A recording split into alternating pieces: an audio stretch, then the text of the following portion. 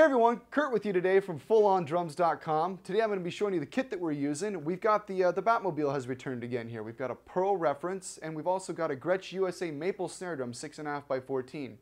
The head choice we've got going, the evil stepbrothers are duking it out again. I have Evans and Remo mixed up on the same kit. Starting with the snare drum, on top I've got an Evans G2 coated. I have it tuned up relatively tight so I get a good crack out of the drum, nice center of the head sound.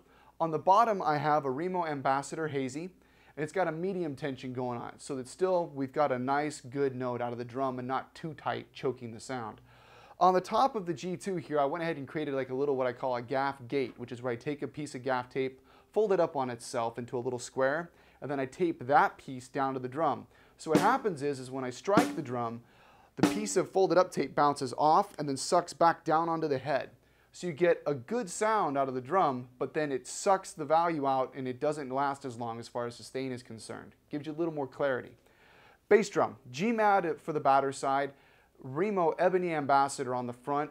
Now on the batter head we've got a medium tension going, gives us a lot of punch and the desired low note value that we wanted. Front end, we've got it tuned even tighter. Helps pull in the mid-range and get rid of some of the basketball effect that can come when the resonant side of a bass drum is tuned too loose and the batter head's doing all the work.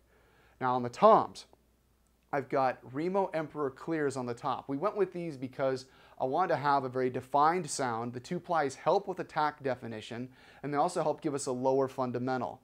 So we're going to get a lot of low end out of these drums, but they aren't going to become too boomy and over-present as far as playing a lot of notes is concerned.